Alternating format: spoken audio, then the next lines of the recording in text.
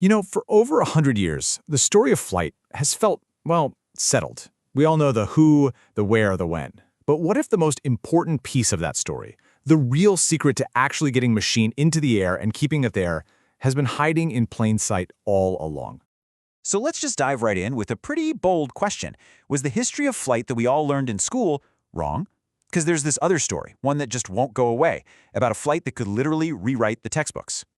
So let me introduce you to Gustav Whitehead. He was a German immigrant living in Connecticut, and his supporters make an incredible claim that he achieved powered, controlled flight way back on August 14, 1901. Just look at that date. That's more than 2 full years before the Wright Brothers' famous flight at Kitty Hawk. Now, this claim isn't just a rumor. It's based on an actual newspaper article from the Bridgeport Herald, and the flight it describes is just stunning for the time. We're talking half a mile, a height of 50 feet, and a safe landing. If this is true, it changes everything. So the big question is, why isn't Gustav Whitehead a household name? Well, it turns out, to get that answer, we have to ask a completely different question. See, the real problem of flight, the massive puzzle that stumped generations of brilliant inventors, it wasn't what most of us think it was. It really wasn't about just lifting a machine off the ground. And who better to tell us what the real challenge was than Wilbur Wright himself? In his own words, he said that people already knew how to build wings that could lift and engines that had enough power. The single massive problem holding everything back was, and I quote, the inability to balance and steer. And that is the absolute key to this whole story. The secret wasn't lift, it was control. Getting into the air was one thing, but staying there, intentionally going where you wanted to go without immediately crashing, that was the whole ballgame. And solving it required a concept that was truly revolutionary. And that concept is called feedback control. It sounds technical, but it's something we do every day. Think about riding a bike. You feel yourself leaning a little to the left, that's the output. So you turn the handlebars a tiny bit to the right, that's the input. It's a constant, non-stop loop of sensing, reacting, and adjusting to stay upright. And this, right here, is where you see the absolute genius of the Wright brothers. They didn't try to build a perfectly stable plane that would just fly itself. No, they did the opposite. They built an unstable one that was incredibly responsive. They understood that the pilot wasn't just along for the ride. The pilot was the brain of the feedback system, the living computer making hundreds of tiny corrections a minute to keep that thing flying straight and level. Okay, so the story of how we mastered flight control is, well, it's a little strange. It's like 2 different races were happening at the same time, on completely separate tracks that never crossed. On one side, you had the hands-on inventors, the tinkerers, and on the other, you had the academic scientists, the theoreticians. And for decades, they basically ignored each other. I mean, just look at this timeline. It's wild. The very same year the Wrights flew, 1903, a theoretician named G.H. Bryan publishes the fundamental math behind aircraft stability. But pilots weren't reading academic papers. Instead, tinkerers like Elmer Sperry were out in the workshop building gyroscopic stabilizers.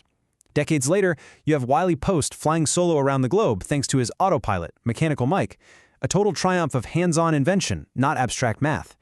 It wasn't until the jet age in 1947 that these 2 worlds were finally forced to talk to each other. And that's what's so fascinating. For almost 50 years, the entire golden age of propeller aviation was built on that tinkerer's heritage from the Wrights. It was all about practical skill and clever mechanics.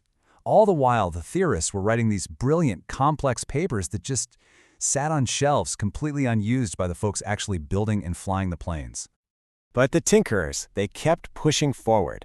Their ultimate goal was to take that constant, exhausting job of feedback and control away from the human pilot and hand it over to the machine itself. And this all led to something just mind-blowing in 1947. A U.S. Air Force transport plane, a C-54, flew all the way from Newfoundland to England, from takeoff to landing, without a single human hand touching the controls. The entire flight plan was on a roll of punched cards. It really seemed like the problem of control was officially solved. But of course, just when you think you've solved one problem, a brand new one appears on the horizon. Jet engines were coming, and planes were about to get way faster, fly way higher, and take on some really radical new shapes. The question was, could the old mechanical autopilots, or for that matter human reflexes, possibly keep up? The answer was a technology that would finally force those 2 worlds, the tinkerers and the theoreticians, to merge. It was a total game changer, the fly-by-wire revolution. This was a fundamental shift away from physical links to electronic signals. So, what is fly-by-wire? Think of it this way. In an old plane, the pilot's stick is physically connected to the wings with cables and pulleys. You pull the stick, you're literally pulling a wire. With fly-by-wire, there is no physical connection. Zero. The pilot's movement is just an electronic signal that goes to a computer, and the computer decides the best way to move the control surfaces. Now here's where it gets truly revolutionary. Fly-by-wire meant that for the first time, a plane didn't have to be naturally stable in order to be flyable. You could design an aircraft for pure raw performance, for speed, for stealth, for agility, and just let the computer worry about the impossible task of keeping it from flipping over. And that just blew the doors wide open for designs that looked like they came straight out of science fiction. Take the flying wing, for example. It's incredibly efficient, but it is an aerodynamic nightmare to keep stable. A human could never fly it, but a computer making thousands of adjustments every second? No problem. Fly-by-wire made it possible. You see the exact same thing with the space shuttle. I mean, think about its job. It had to act like a rocket going up and a brick-like glider coming down. No human pilot could possibly control a vehicle through that insane range of speed and altitude. It was only flyable because it had a super redundant digital fly-by-wire system doing all the heavy lifting. Okay, so now that we have this crucial understanding of how important control really is, let's circle all the way back to the beginning, back to that grassy field in Connecticut in 1901, and see if we can finally settle the question. So when you look at the Whitehead claim through this new lens of control, some pretty big problems start to pop up. First, there are no conclusive photos of a man actually flying the thing. The eyewitness accounts, they were mostly given 30 years after the fact, and they kind of contradict each other. But here's the kicker. Experts seriously doubt that his method of control, basically just shifting your body weight around, would have been anywhere near enough to control a powered airplane. Now, to be fair, the whole thing is made more controversial by a contract the Smithsonian has with the Wright estate, which forces them to call the Wright Flyer the first airplane. And that, right there, is the bottom line.